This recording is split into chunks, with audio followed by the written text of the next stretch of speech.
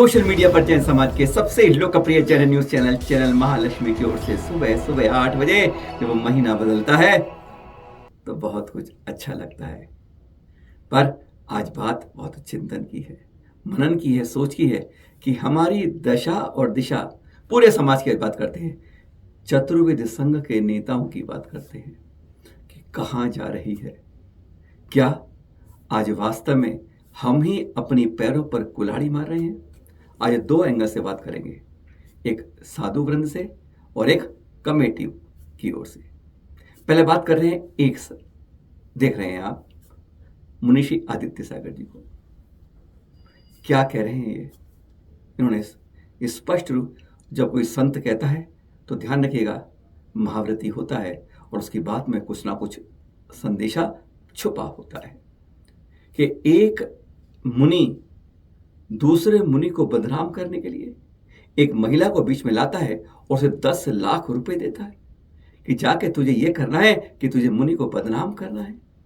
क्या आप सोच सकते हैं जब कोई मुनि कहे, यानी आज हमारे बीच में मुनि वर्सेस मुनि होने लगा है, हम किस दिशा को बिगड़ रहे हैं, कहाँ जा रहे हैं? अरे कहीं ऐसी बड़ी भयंकर भूल तो नहीं कर रहे कि अपनी पैरों पर ही कुल्हाड़ी मार रहे हैं? सुनते हैं यह गंभीर आरोप है और एक चेतावनी है पूरे समाज के लिए, चिंतन के लिए कि हमें सोच को इसको रोकना पड़ेगा और बड़े बड़े संतों को इसके आकर कहीं ना कहीं इसके अंदर विराम लगवाना पड़ेगा, कहीं ना कहीं अपने आदेशों को आदेश के रूप में सबके सामने रखना पड़ेगा। सुनते हैं मुनीषी से। सावधान रहें, पेड़ तभी कटता है जब कुल्हाड़ी में लकड़ी होती है, लकड़ी नहीं होगी तो लकड़ी नहीं कटेगी। आज भारत में जैन समाज के बीच में ऐसे समूह बन चुके हैं और वो समूह बनाने वाले जैन मुनि ही हैं। वो क्या करते हैं, वो किसी के क्षेत्र में, अगर उनके क्षेत्र में कोई महाराज पहुंच जाए उनको बदनाम करते हैं, उनको बदनाम करते हैं। कैसे करते हैं वो आपको सब पता है। अभी लेटेस्ट में केस पकड़ा गया है एमपी में, एक महिला ने एक महाराज के ऊपर आरोप लगाया। जब पुलिस वालों ने पकड़ा और हम तक बात आई तो मैंने कहा उसको अंदर ले जाओ, जब तक आप उससे सच ना उगलवा लो तब तक छोड़ना नहीं। बोले क्या? मैंने कहा उसको पैसे मिले बदनाम करने के। जब उसको 3rd डिग्री दी गई तब उसने कबूल किया, एक जैन मुनि ने ही 10 लाख रुपए दिए थे कि इनको बदनाम करो। सोचो आप, ये भारत की स्थिति हो गई। इसलिए बच के रहें। सभी समाज जन से कहना है, जागरूक रहें। आपके मुनियों को बदनाम करने की साजिश चल रही है और बदनाम करने वाले भी आपके बीच के ही हैं। जैन मुनियों को बदनाम करने की साजिश चल रही है, बच के रहें। और पैसा देने वाले भी जैन हैं, करवाने वाले भी जैन हैं और बदनाम भी कर रहे हैं जैनों को। सावधान रहें। मुनि हो, आर्यिका हो, चुल्लक जी हो, हर कोई चारित्र से च्युत नहीं है। कई लोगों को बदनाम किया जा रहा है, क्योंकि इन सबको बदनाम कर दो अपन बचेंगे। ज़्यादा नहीं कहता हूँ, आगम में लिखा है जो मुनियों की निंदा उनको बदनाम करते हैं उनके शरीर में कीड़े पड़ते हैं। सुना आपने एक मुनिवर का अन्य संघ के मुनिवर पर बहुत गंभीर रूप से कहा गया आरोप। यह किसी की निंदा या बदनामी की बात नहीं है, यह अपनी चिंतन की बात है कि हम कहां से कहां भटक रहे हैं और कहीं ना कहीं हम आपस में ही लड़ने की कोशिश कर रहे हैं। पर अब सुनते हैं शुल्लक श्री प्रज्ञान सागर जी से। आचार्य श्री विराग सागर जी के शिष्य आचार्य श्री विनिश्चय सागर जी के शिष्य, इसलिए बता दे रहे हैं कि परिचय मालूम हो जो 10-12 साल पहले दीक्षित हो चुके हैं। शुल्लक प्रज्ञान सागर जी बता रहे हैं, सब अपना अनुभव बताया उन्होंने। चले हमारे से बहुत लोग छोटा सा सुनाएंगे आपको। उन्होंने कहा कि आजकल ना मंदिर की कमेटियों में जो अध्यक्ष मंत्री बनते हैं केवल इसलिए नहीं कि सेवा करने वाले हैं, सबकी बात नहीं कर रहे हैं, लेकिन कुछ की बात कर रहे हैं। कहते हैं अगर दूध में 2 मक्खी पड़ जाए ना तो पूरा दूध बेकार हो जाता है, पूरे पर आ जाती है, और दूध में थोड़ी सी खटाई डाल दो तो पूरा दूध खट जाता है। तो बस ऐसे कुछ कमेटियों में क्या है, वह चिपक जाते हैं फेविकोल से, अपने अपने मंसूबों को लेकर वह मंदिर को अपनी निजी संपत्ति मान लेते हैं। ये इसलिए बता रहे हैं, ये कोई नई बात नहीं है, सब बात है, लेकिन इसके पीछे बता रहे हैं उससे होता क्या है।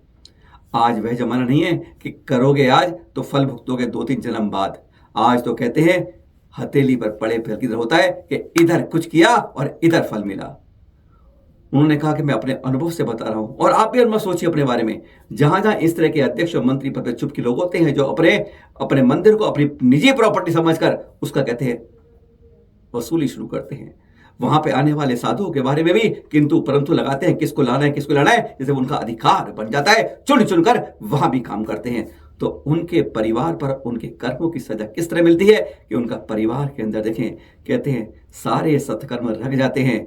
कहाँ उनकी शिक्षाएं कैसी रहती हैं, आप उनके परिवार को देख लीजिए किस तरीके से खराब हो जाते हैं, स्वयं और आने वाली पीढ़ी पर उनका असर पड़ता है। ये पहचान उन्होंने बताई, ये बहुत दूर की बात है।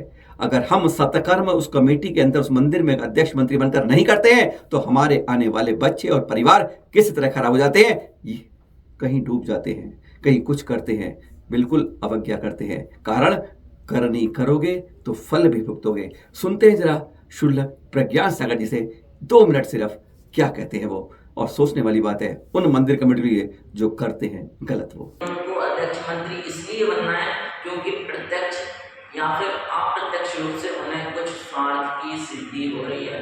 बिल्कुल सत्य बात है ये, कोई स्वीकार करे अथवा ना करे इससे किसी को कुछ फर्क नहीं पड़ता, लेकिन उन लोगों को स्वार्थ सिद्धि हो रही है किसी ना किसी तरीके से, जब तो वो बार बार अध्यक्ष मंत्री बन रहे हैं। और साथ में अध्यक्ष मंत्री बने रहे इससे कोई प्रॉब्लम नहीं है। प्रॉब्लम तब आती है जब वो जिनेंद्र भगवान के मंदिर को अपनी निजी संपत्ति समझ लेते हैं, अपने घर का मंदिर समझ लेते हैं, और घर का मंदिर समझने के बाद साधु संतों के लिए आने का निषेध करना या फिर किसी विशेष संत को ही बुलाना, ये महापाप भी करते हैं। और ये लोग ये बात नहीं समझते कि मेरे इस महान पाप का फल मैं तो भुगतूंगा ही, साथ में मेरे आगे आने वाली पीढ़ियों को भी इस महापाप को भोगना पड़ेगा। आप लोग एक चीज को स्वयं अपनी आंखों से देख सकते हैं, कहीं भी जाइए आप किसी भी नगर में, और वहां का अगर अध्यक्ष मंत्री इस तरीके से पदों पे चिपके हैं और अपने स्वार्थ की सिद्धि कर रहे हैं और अपनी मनमानी कर रहे हैं, तो उन लोगों को कितना महान पाप का आश्रय हो रहा है, साथ में उनके पीढ़ियों को भी कितना महान पाप का फल भोगना पड़ रहा है। मैं अपने 12 साल का अनुभव बता रहा हूँ। मैंने जहाँ जहाँ भी इस प्रकार की कमेटी देखी और इस प्रकार के अध्यक्ष मंत्री देखे, मैंने उनके परिवारों पर स्पेशल नजर डाली और मैंने उसमें सिर्फ एक चीज देखी, अगर धन से सुखी हैं तो धन से दुखी होंगे, और अगर धन से सुखी हैं तो वो धन दिमाग आदि आदि से इतने पीड़ित होंगे, उनको इतना कष्ट हो रहा होगा।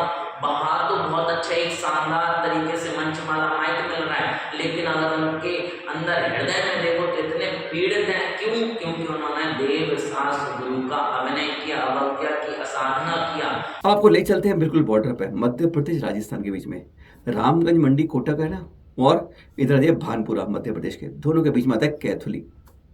अतिशय तीर्थ है पारसनाथ भगवान का, जो मुनि पुंगव सुधार सागर जी के आशीर्वाद से बिल्कुल एकदम अतिशयकारी तीर्थ एकदम सबको स्वागत कर रहा है। कह रहे हैं कल के दृश्य दिखाएंगे आपको, भक्तामर पढ़ रहे हो पारसनाथ प्रतिमा के सामने और नागराज नाए, कहते हैं ऐसा भी कभी कभी हो जाता है, दिख जाते हैं। जब तक आप बोलेंगे रक्ते शरम श्लोक तक पहुंचेंगे, उससे पहले वह तुभ्यम नमः तुनहार्ति हरायनाथ पर आपके सामने आ जाएगा। अब वहीं पर उसी वेदी में पारसनाथ प्रभु के सामने विराजमान हो जाएगा। क्या कहना चाहता होगा यह दृश्य देखें आप। रक्ति शरम समद कोकिल कंठ नीलम क्रोधोदतम फलिन उत्फलम आपतन आक्रामति क्रमगेन स्ततम नाग नाग दमनी हृदयस्य पुंसा। पढ़ते हैं भक्तामन में, कहते हैं जब तक नाग के ऊपर आप जाके नियंत्रण करोगे उस नाग दमनी से, लेकिन उससे पहले कहता है कि मैं इन भगवान के चरणों में रहना चाहता हूँ, और मैं भी तुम्हारी तरह भक्ति करना चाहता हूँ, और आज इस ये जन्म मिला है, इस त्रियन से वापस उस मनुष्य योनि को पाना चाहता हूँ। कुछ ऐसे ही करके वह उनकी अपने अपने रूप में, हर कोई अपने अपने रूप में श्रद्धा करता है, नमन करता है, भक्ति करता है, वात्सल्य करता है, ये अपनी वेदी के ऊपर नाग दिखाता है। कई बार विश्वास होता है कि कहते तिरंचों को नहीं आना चाहिए, पर तिरंच कहाँ से कैसे पहुंच जाते हैं और क्यों आ जाते हैं, सोचने वाली बात ही है। एक मक्खी मल पे भी बैठती है और एक मक्खी प्रतिमा के चरणों पर बैठती है, तो कौन किसका कर्म कब फल जाता है कोई नहीं कह सकता। तो इसलिए अपनी अपनी सोच है, अपने अपने विचार है कि आता है तो शुभ है, कोई कहता है अशुभ है, पर उस नागराज कहते हैं अपना कल्याण करने के लिए आते हैं। और ऐसे दृश्य हमको गदगद कर जाते हैं कि किसी भी योनि में हो, अरे जब इतना सुंदर कुल मिला, जन्म मिला है, तो क्यों इसको खराब करते हो, अरे उत्तमता की ओर क्यों नहीं बढ़ते हो। कम से कम ये नाग यह तो कह ही जाता है। ये पोस्टर देखिए आप, जी हाँ, समय समय पर आपको चतुर्मासों के 2024 की घोषणाएं मिली। अब बन रहे हैं आचार्य श्री विशुद्ध सागर जी। बड़ा खड़ खड़ खड़ खड़ खड़ खड़ विहार और पंचगणक जैसे एकदम कहते ना बेमौसम बाढ़ ऐसे बरसते हैं जब इनके विहार चलते हैं। तो हाँ, कहा कर रहे हैं चतुर्मास देख रहे हैं आप। नांदनी तीर्थ क्षेत्र होगा इस बार इनका महाराष्ट्र के अंदर 2024। 14 जुलाई को प्रवेश है और 20 को स्थापना है। तारीखें आज नोट कर लीजिएगा। सब संतों के धीरे धीरे चैनल महालक्ष्मी बताता रहेगा। बता चुके आपको प्रसन्न सागर जी के, प्रज्ञा सागर जी की, अरे सुनील सागर जी बैठ कर लग रही है और बताएंगे आपको, बताते रहेंगे, बस नोट करते रहेगा। यहाँ 14 को प्रवेश है और 20 को स्थापना है। कोटली में अच्छा मुनिश्री समाधि सेन जी की संलेखना चल रही थी कुछ दिनों से, आपको बता रहे हैं 4-5 दिन से ज़्यादा हो गए हैं। और फिर इनकी परसों रात्रि 9:30 बजे समाधि हो गई। संलेखना के बाद उत्तम समाधि मरण कहता है भव को कम करता है और अपने इस जीवन को मृत्यु को महोत्सव बना के समाप्त करता है। और वह एक अंत नहीं होता, आने वाले अच्छे समय का शुरुआत होती है। चैनल महालक्ष्मी सांध्या महालक्ष्मी हार्दिक विनयांजलि अर्पित करता है। फिर मिलें आपके पास कुछ नई खबरों के साथ। देखते रहिए सुबह 8 शाम 8 ठाट बाट के साथ, सादर जय जिनेंद्र के साथ।